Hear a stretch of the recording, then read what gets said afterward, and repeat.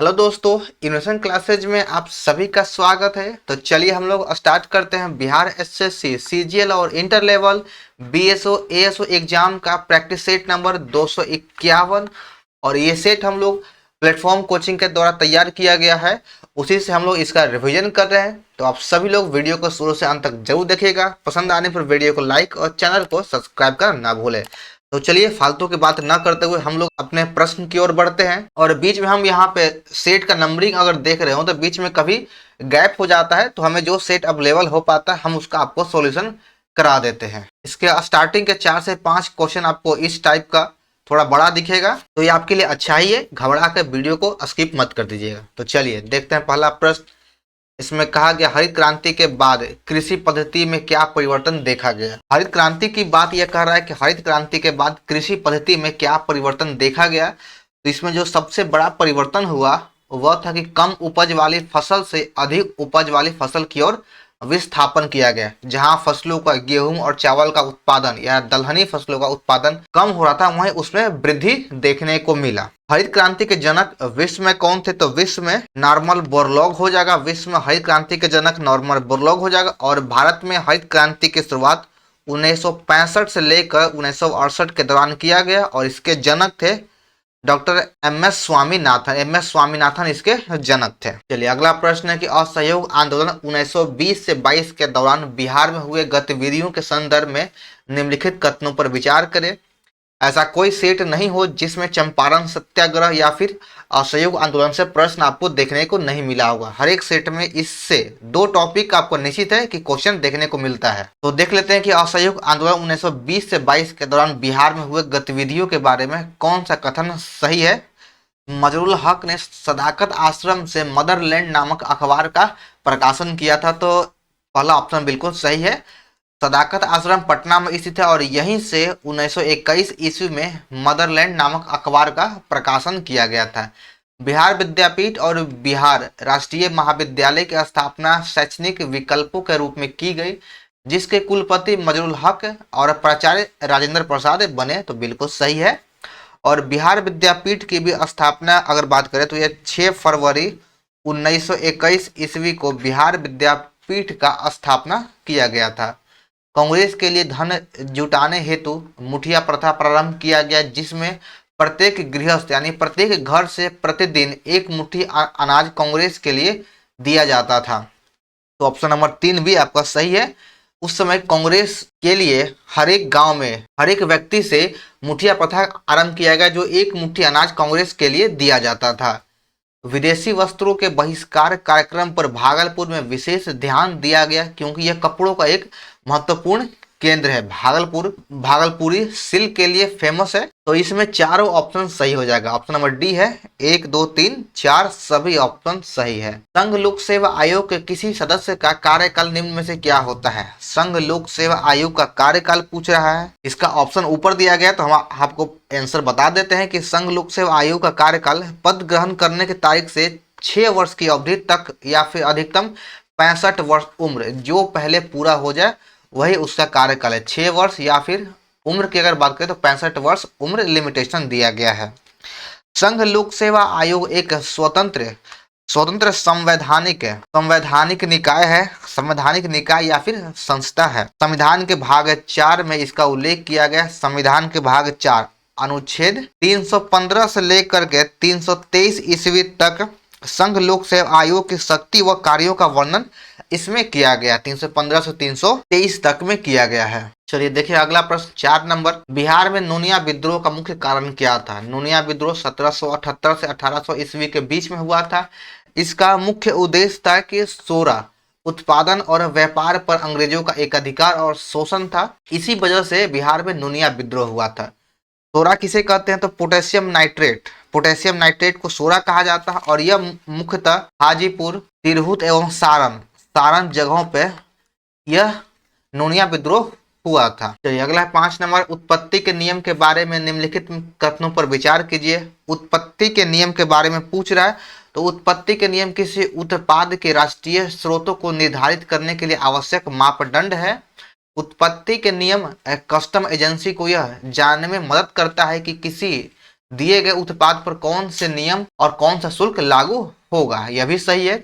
इसका उपयोग व्यापार सांख्यिकी के प्रयोजन के लिए भी किया जाता है। ऑप्शन नंबर 3 भी ठीक है। उनका महत्व एक तथ्य से प्रमाणित होता है कि कई मामलों में कर और प्रतिबंध आयात के स्रोत पर भी निर्भर करता है। तो उत्पत्ति के नियम के विषय में ये चारों ऑप्शन सही है। चलिए अब यहाँ से आपका प्रश्न स्टार्ट होता है 1 नंबर का। ठीक है कि भारत के किस राज्य में स्थानांतरित खेती की बरिंगा के नाम से जाना जाता है? भारत के किस राज्य की स्थानांतरित खेती को बरिंगा के नाम से जाना जाता है? तो उड़ीसा राज्य के स्थानांतरित खेती को बरिंगा के नाम से जाना जाता है। ऑप्शन नंबर 1 सही हो जाएगा। आंध्र प्रदेश के स्थानांतरित कृषि को क्या कहा जाता है? तो देख लेते हैं। आंध्र प्रदेश के स्थानांतरित कृषि को पोंडू या फिर पेंडा कहा जाता है। वहीं मध्य प्रदेश में स्थानांतरित कृषि को बेबर और दहिया कहा जाता है। यह सभी स्थानांतरित कृषि के नाम है। उत्तर दक्षिण गलियारे जो स्वर्णिम चतुर्भुज महाराजमार्ग का एक हिस्सा है, वह भारत के निम्नलिखित में से किन 2 शहरों को जोड़ता है? यह उत्तर दक्षिण गलियारे के बारे में पूछ रहा है। श्रीनगर से कन्याकुमारी को उत्तर दक्षिण गलियारे जुड़ता है, जो श्रीनगर से कन्याकुमारी तक स्थित है। अगर यहीं से आपको पूर्वी पश्चिम गलियारे की अगर बात कर ले, तो पूर्वी और पश्चिमी गलियारा असम के सिलचर से लेकर के गुजरात के पोरबंदर तक स्थित है। अगर पूछ ले कि सबसे लंबा राष्ट्रीय राजमार्ग कौन सा है, तो सबसे लंबा राष्ट्रीय राजमार्ग NH 44 हो जाएगा। चलिए देखते हैं अगला प्रश्न। राज्य के नीति निर्देशक सिद्धांत का स्रोत क्या है? राज्य के नीति निर्देशक सिद्धांत का स्रोत हो जाएगा ऑप्शन नंबर ए भारत सरकार अधिनियम 1935 के निर्देशों का साधन है। ऑप्शन नंबर ए सही हो जाएगा। भारत सरकार अधिनियम 1919 के निर्देश में क्या दिया गया? तो इसमें सबसे जो महत्वपूर्ण हुआ है पृथक निर्वाचन का व्यवस्था किया गया था। भारत सरकार अधिनियम 1919 के द्वारा प्रांतों में द्वैध शासन व्यवस्था को लागू किया गया था। निम्नलिखित में से कौन सा उपन्यास अपने लेखक के साथ सही ढंग से युग्मित है? आइए देख लेते हैं। एक तरफ उपन्यास और एक तरफ लेखक का नाम दिया गया है। पहला ऑप्शन में दिया गया है ट्रेन टू पाकिस्तान, इसके लेखक अमिताभ घोष, बिल्कुल गलत है। ट्रेन टू पाकिस्तान के लेखक हो जाएगा खुशवंत सिंह। खुशवंत सिंह इसके लेखक हो जाएंगे। ट्रेन टू पाकिस्तान के बहुत ही फेमस उपन्यास है। मालगुडी डेज का हो जाएगा RK नारायण। RK नारायण हो जाएगा। The shadow of life, the shadow of life के लेखक अमिताभ घोष हो जाएगा। Amitabh Ghosh, shadow of life के लेखक Amitabh Ghosh. The namesake Jhumpa Lahiri, the namesake का झुम्पा लहरी ऑप्शन नंबर 4 का मिलान सही है, बाकी सभी ऑप्शन गलत था। Train to Pakistan Khushwant Singh, Malgudi days RK Narayan, the shadow of life Amitabh Ghosh और द नेमसेक का झुम्पा लहरी, इसका मिलान सही था। 10 नंबर है कि निम्नलिखित में से कौन सा भारत में एक डाक व्यवहार का मार्ग है? डाक व्यवहार का मार्ग हो जाएगा ग्रीन चैनल। 10 का 4 नंबर सही है। अगर बात करें कि भारत में पिन कोड की शुरुआत कब किया गया? पिन कोड का शुरुआत भारत में 1972 से किया गया था। और डाक विभाग की स्थापना कब किया गया है? तो भारत में डाक विभाग की स्थापना 10 अक्टूबर 1854 ईस्वी को किया गया था। 1854 ईस्वी को भारत में डाक विभाग की स्थापना किया गया। निम्नलिखित में से कौन सुमेलित नहीं है? आइए देख लेते हैं चारों ऑप्शन में से किसका मिलान है जो गलत है। लॉर्ड कॉर्नवालिस अस्थायी बंदोबस्त बिल्कुल सही है। अस्थायी बंदोबस्त के जनक लॉर्ड कॉर्नवालिस है और साथ ही साथ नागरिक सेवा, नागरिक सेवा के भी जनक हो जाएगा लॉर्ड कॉर्नवालिस। और लॉर्ड कॉर्नवालिस का कार्यकाल 1786 से लेकर के 1793 ईस्वी तक इसका कार्यकाल था। लॉर्ड वेलेस्ली के समय ही सहायक संधि प्रणाली का शुरुआत किया गया था, बिल्कुल सही है। उसके बाद है सर जॉन सॉरे या आंग्ल नेपाल युद्ध, तो इसका मिलान गलत है। ऑप्शन नंबर 3 का मिलान गलत है। आंग्ल नेपाल युद्ध यह लॉर्ड हेस्टिंगस के कार्यकाल में हुआ था। लॉर्ड हेस्टिंगस के कार्यकाल में आंग्ल नेपाल युद्ध हुआ था जो 1814 से 16 ईस्वी तक चला। सर जॉन सॉरे के समय में जो एक महत्वपूर्ण रही वह था अहस्तक्षेप की नीति और इसका कार्यकाल 1793 से 98 ईस्वी तक रहा। लॉर्ड हेस्टिंगस के कार्यकाल में ही तृतीय आंग्ल मराठा युद्ध हुआ था। तो आपका A, B, D सही है, आपके ऑप्शन नंबर C गलत था। एक चीज और देख लीजिए कि एक टेनेंसी एक्ट का जिक्र आता है। टेनेंसी एक्ट तो यह किसके कार्यकाल में किया गया? तो लॉर्ड हेस्टिंगस के कार्यकाल में 1922 ईस्वी में टेनेंसी एक्ट को लागू किया गया था, या फिर इसी को काश्तकारी अधिनियम भी कहा जाता है। चलिए देखिए 17 नंबर, पंचायत चुनाव में अनुसूचित जाति के लिए पदों का आरक्षण किस राज्य में लागू नहीं है?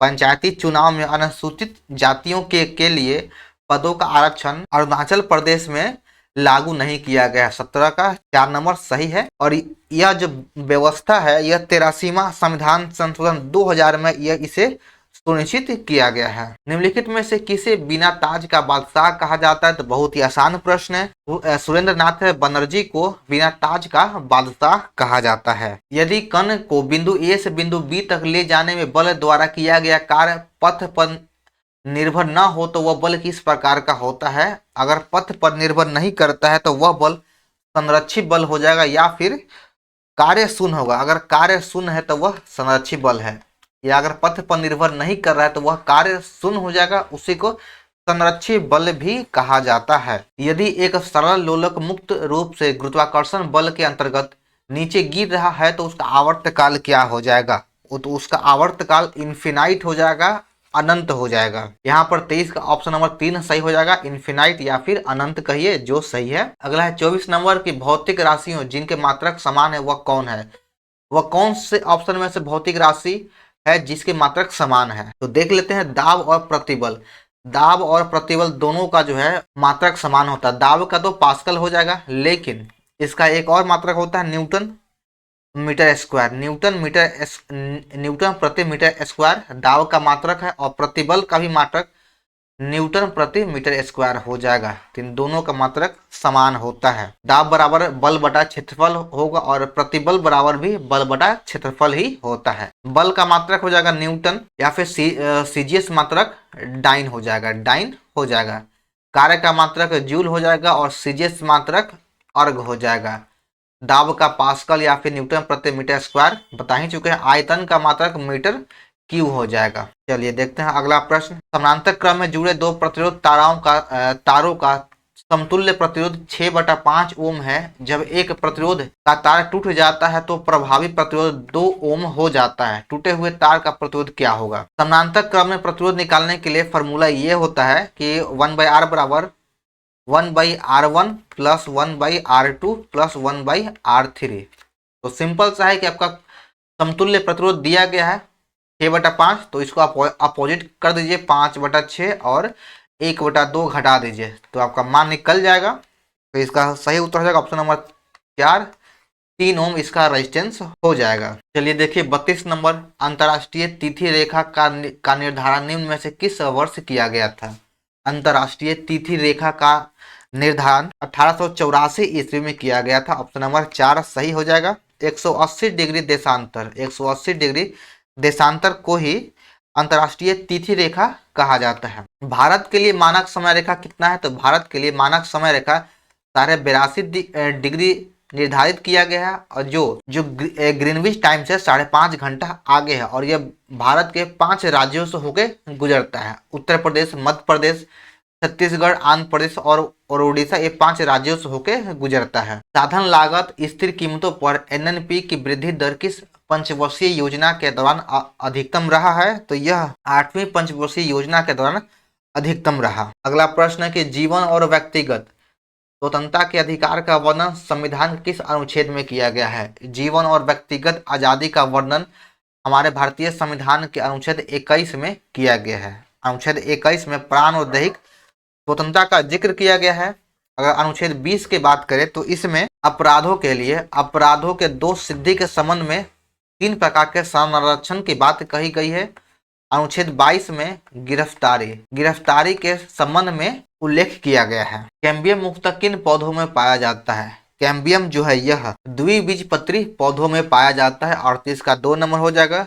द्विबीजपत्री का उदाहरण हो जाएगा, एग्जाम्पल हो जाएगा सेब, अंगूर, सरसों, आम, अमरूद इत्यादि ये पौधे आते हैं द्विबीजपत्री में। एक बीजपत्री के अंतर्गत हो जाएगा मक्का, गेहूं, गन्ना, प्याज इत्यादि। अगला प्रश्न है लिटमस अम्ल क्षार सूचक प्राप्त करता है किससे? जो लिटमस है वो अम्ल क्षार सूचक प्राप्त करता है लाइकेन से। 39 का 2 नंबर सही है। लाइकेन एक थैलोफाइटा प्रकार की वनस्पति है और यह कवक और शैवाल के बीच का कड़ी है। कवक और शैवाल के बीच का कड़ी है। 40 में देखिए सूची 1 और 2 का मिलान करना है। शुष्क बर्फ, ठोस कार्बन डाइऑक्साइड, बहुत ही आसान है। जीन थेरेपी ऑप्शन नंबर 4 हो जाएगा। रक्त रोगों का उपचार क्रायोनिक्स, क्रायोनिक्स का हो जाएगा ऑप्शन नंबर 2। पुनर्जीवित करने हेतु जीवित पिंडों का जमन कोबाल्ट 60 का ऑप्शन नंबर 1। कैंसर के उपचार में इसका उपयोग किया जाता है। तो 40 का ऑप्शन नंबर 2 सही है। चलिए देखिए 46 नंबर, जनसंख्या नियंत्रण और परिवार नियोजन की विधायी शक्ति को संविधान के किस संशोधन के द्वारा समवर्तित सूची में शामिल किया गया था? जनसंख्या नियंत्रण और परिवार नियोजन को हमारे भारतीय संविधान में 42वां संशोधन अधिनियम 1976 के माध्यम से इसे समवर्तित सूची में शामिल किया गया था। 46 का 3 नंबर सही है। 7वां संशोधन अधिनियम 1956 के माध्यम से भाषा के आधार पर राज्यों का पुनर्गठन किया गया था। 26वां संशोधन अधिनियम 1971 के माध्यम से भूतपूर्व देशी राज्यों के शासकों की विशेष उपाधि और उनके प्रिवी पर्स को समाप्त कर दिया गया था। 44वां संविधान संशोधन अधिनियम 1978 के माध्यम से आपात स्थिति लागू करने के लिए आंतरिक अशांति की जगह सशस्त्र विद्रोह का आधार लिया गया। चलिए देखिए अगला प्रश्न के साधन लागत पर एनएनपी के बराबर क्या होता है? एनएनपी के बराबर हो जाएगा राष्ट्रीय आय। ऑप्शन नंबर 4 सही है। अगला प्रश्न में कहा गया कि कांग्रेस पूर्व संगठनों के सूची 1 में दिया गया और 2 में नेताओं का नाम दिया गया, तो उसको मिलान कीजिए। आइए ऑप्शन को देख लेते हैं। इंडियन एसोसिएशन, तो इंडियन एसोसिएशन के संस्थापक कौन है? तो सुरेंद्र नाथ बनर्जी हो जाएगा। 1 का 4 नंबर सुरेंद्र नाथ बनर्जी। मद्रास महाजन सभा एम वी राघवाचारी 2 नंबर, और इसकी स्थापना जो था मद्रास महाजन सभा का 1884 में किया गया। इंडियन एसोसिएशन की स्थापना 1876 में किया गया और बॉम्बे प्रेसिडेंसी एसोसिएशन स्थापना 1885 में किया गया और इसके संस्थापक था दादा भाई नौरोजी। पूना सार्वजनिक सभा जस्टिस रनाडे हो जाएगा 3 नंबर। चलिए 49 नंबर प्रश्न में कहा गया कि मौर्यकालीन पाटलिपुत्र और गुप्तकालीन पाटलिपुत्रा के संदर्भ में फाहियान के विवरण से क्या संकेत मिलता है? तो फाहियान के विवरण से गुप्त काल में पाटलिपुत्रा बौद्ध धर्म का एक प्रमुख केंद्र बन गया जहां चिकित्सालय आदि थे। 49 का ऑप्शन नंबर 3 सही हो जाएगा। फाहियान का भारत आगमन 399 से लेकर के 414 ईस्वी तक रहा और यह चंद्रगुप्त द्वितीय यानी विक्रमादित्य के दरबार में भारत आया था। चलिए देखिए 61 नंबर प्रश्न, व्यय का अनुमान किस रूप में भारतीय संसद के समक्ष रखा जाता है? तो व्यय का अनुमान अनुदान का अनुरोध के रूप में रखा जाता है। 61 का 4 नंबर हो जाएगा अनुदान का अनुरोध। ऑप्शन 62 में देखिए ऑप्शन ए और बी को मिलान करना है। कीटोन का हो जाएगा option number 2 1 C equal to 0। Alkene का हो जाएगा ऑप्शन नंबर 3 नंबर। एल्डिहाइड का हो जाएगा ऑप्शन 1 नंबर और कार्बोक्सिलिक अम्ल का COOH 4 नंबर हो जाएगा। चलिए द्वैध शासन से संबंधित प्रश्न है कि द्वैध शासन प्रणाली के तहत प्रांतीय विभागों को 2 भागों में आरक्षित और अनारक्षित विषय में बांटा गया। तो आरक्षित विषय में निम्नलिखित में से कौन शामिल नहीं है? तो आरक्षित विषय में स्थानीय प्रशासन को शामिल नहीं किया गया था। 63 का 2 नंबर हो जाएगा स्थानीय प्रशासन। द्वैध शासन के जनक किसे कहा जाता है? यह प्रश्न पूछा जाता है कि द्वैध शासन के जनक कौन है? तो लियोनस कार्टियस द्वैध शासन के जनक थे। हिंद महासागर के डियागो गार्सिया द्वीप में निम्नलिखित में से किस एक देश का सैन्य अड्डा है? तो डियागो गार्सिया द्वीप जो है यह यूएसए का सैन्य अड्डा है और इस महाद्वीप पर यूएसए संयुक्त राज्य अमेरिका का अधिकार है। तो 64 का 4 नंबर सही हो जाएगा। चलिए देखते हैं अगला प्रश्न, विभवांतर विद्युत वाहक बल के शुद्ध मापन के लिए श्रेष्ठ यंत्र क्या है? तो विद्युत वाहक बल यानी EMF को मापने का जो सबसे सटीक यंत्र है वह है वोल्टमीटर और यह समानांतर क्रम में लगाया जाता है। वोल्टमीटर को हमेशा समानांतर क्रम में लगाया जाता है। किसी रेडियोधर्मी तत्व के औसत आयुकाल का व्युत्क्रम क्या होता है? किसी भी रेडियोधर्मी तत्व के औसत आयु काल के व्यतीत कर्म तो विघटन स्थिरांक होता है 69 का 2 नंबर है विघटन स्थिरांक। निम्नलिखित में से कौन सा हाइड्रोजन ऑक्साइड नहीं बनाता है? इन चारों ऑप्शन में से फ्लोरीन जो है यह हाइड्रोजन है जो ऑक्साइड नहीं बनाता है, 70 का 1 नंबर सही है। चलिए इसमें पूछा गया है कि म्यांमार की राजधानी कौन सी है। देखिए हर सेट में आपको 1 से 2 प्रश्न राजधानी से, मुद्रा से, ये सभी पूछा जाता है। राष्ट्रीय उद्यान या फिर पशु पक्षी से भी प्रश्न पूछ लिया जाता है। तो म्यांमार की राजधानी हो जाएगा न्यायपीडा, ऑप्शन नंबर 2 सही है, न्यायपीडा इसकी राजधानी है। मुद्रा हो जाएगा क्यात, म्यांमार की मुद्रा क्यात है। म्यांमार का पुराना नाम हो जाएगा बर्मा, बर्मा इसका पहले का नाम है। भरतपुर में स्थित पक्षी अभ्यारण्य या फिर राष्ट्रीय उद्यान का नाम क्या है? भरतपुर में स्थित पक्षी अभ्यारण्य का नाम हो जाएगा केवलादेव घाना राष्ट्रीय उद्यान, केवलादेव घाना राष्ट्रीय उद्यान, ऑप्शन नंबर 3 सही है। घाट प्रभा अभ्यारण्य किस राज्य में है? तो यह कर्नाटक राज्य में है, कर्नाटक राज्य में स्थित है। चलिए बढ़ते हैं अपने अगले प्रश्न की ओर। निम्नलिखित में से हंगरी की राष्ट्रीय मुद्रा क्या है? तो हंगरी की राष्ट्रीय मुद्रा हो जाएगा हंगेरियन फोरिंट, फोरिंट ऑप्शन नंबर 3 सही है, हंगेरियन फोरिंट। और हंगरी की अगर पूछ दे कि राजधानी कहाँ है, इसकी राजधानी हो जाएगा बुडापेस्ट, बुडापेस्ट इसकी राजधानी है। अब मुद्रा हंगेरियन फोरिंट। सामान्य रूप से रोटी कवक है क्या? सामान्य रूप से रोटी कवक कौन है? तो राइजोपस, राइजोपस रोटी कवक है, ऑप्शन नंबर 4 हो जाएगा। हीमोफाइलस इन्फ्लुएंजा नामक जीवाणु पाया जाता है किस भाग में या किस अंग में? हीमोफाइलम इन्फ्लुएंजा नामक जीवाणु जो है वो हमारे शरीर के नाक और गले अंग में पाया जाता है या भाग में पाया जाता है, 84 का 1 नंबर हो जाएगा। अगला प्रश्न है कि हमारे दांत पर पनपते जीवाणु कौन सा पदार्थ उत्पन्न कर दांतों में धब्बा बनाता है?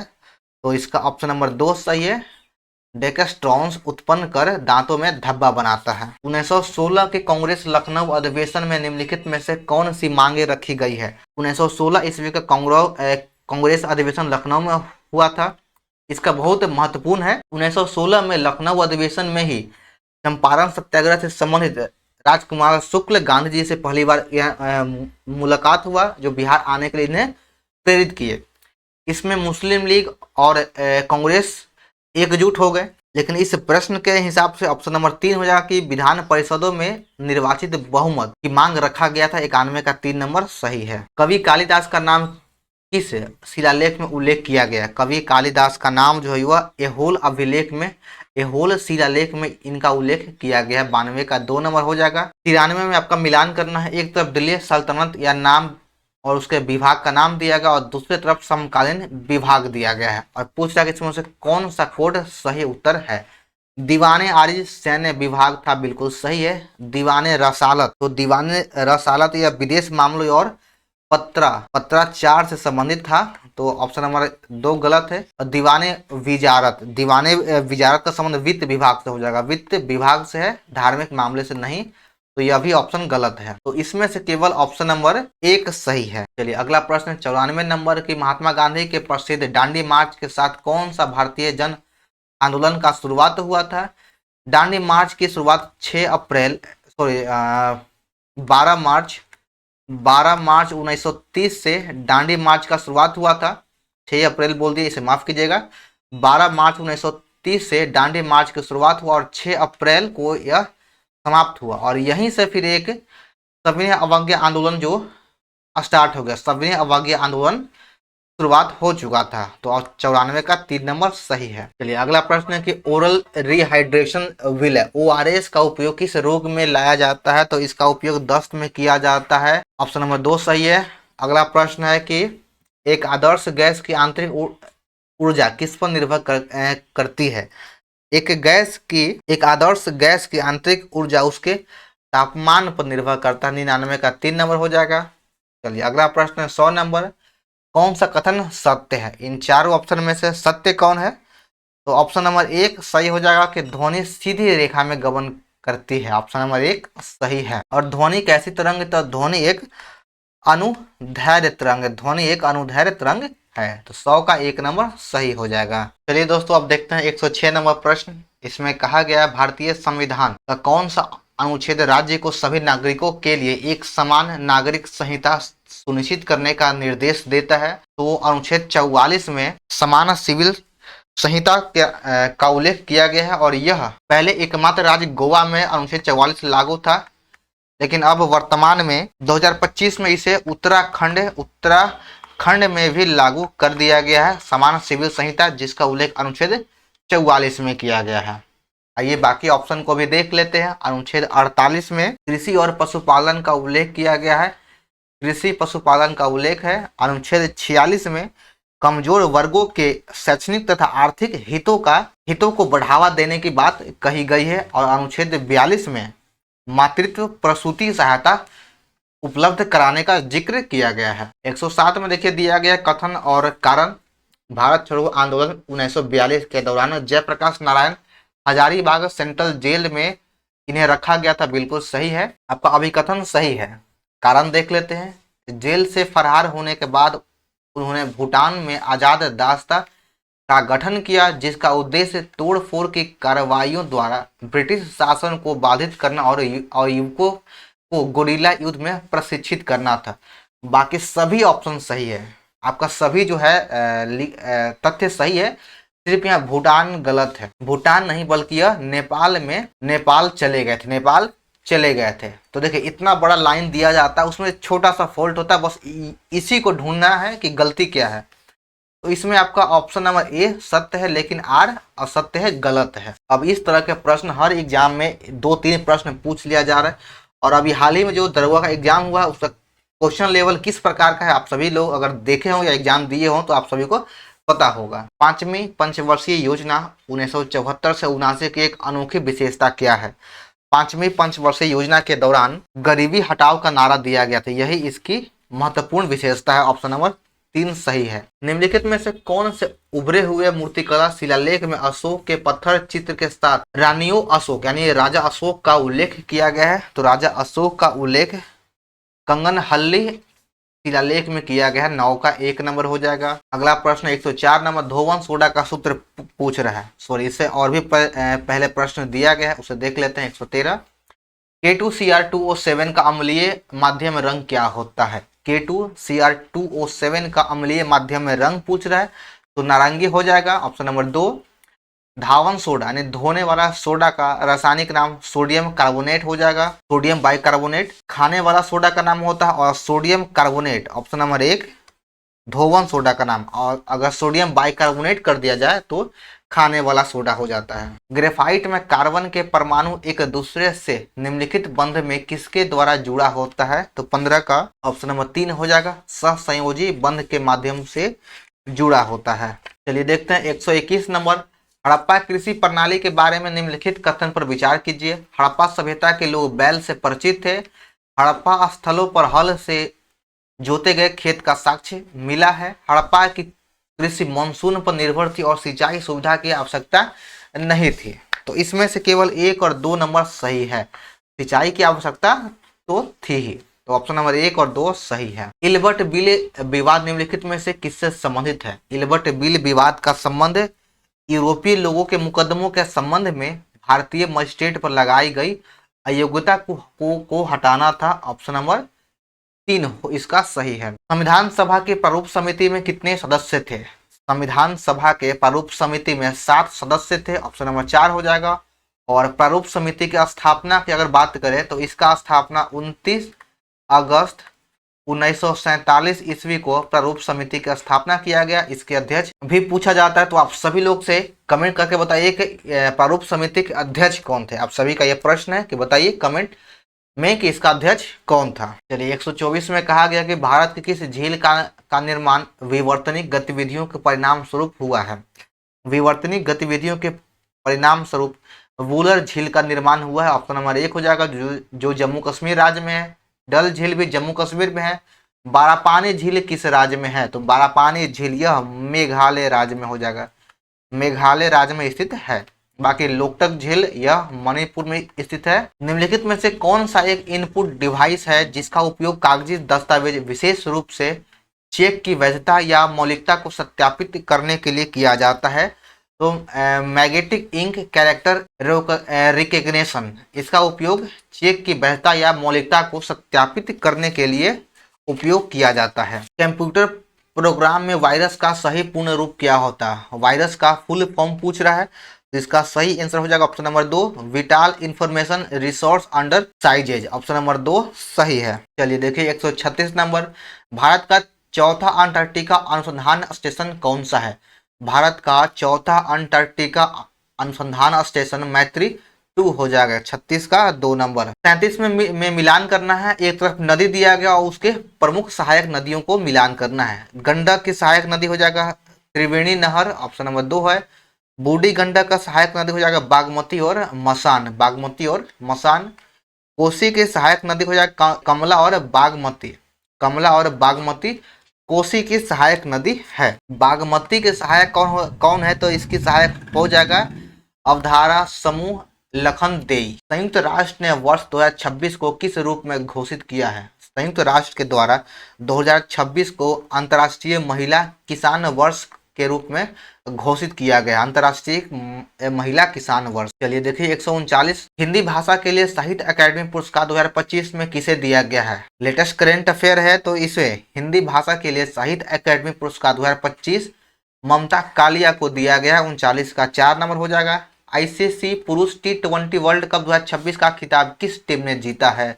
आईसीसी पुरुष T20 वर्ल्ड कप 2026 का खिताब भारत के द्वारा जीता गया। अगला प्रश्न है कि BBC India sports women of the year 2025 का खिताब किसने जीता है? तो यह खिताब स्मृति मंधाना ने अपने नाम कर लिया। 41 का 4 नंबर है। 42 में देखिएगा, गलत भाषा और हथियारों के शेयरिंग रोकने हेतु ऑपरेशन शस्त्र किसने शुरू किया? ऑपरेशन शस्त्र की शुरुआत दिल्ली पुलिस के द्वारा किया गया है। 42 का 3 नंबर है, दिल्ली पुलिस। भारतीय तटरक्षक बल का 50वां स्थापना दिवस कब मनाया गया? भारतीय तटरक्षक बल का 50वां स्थापना वर्ष दिवस 1 फरवरी को मनाया गया है।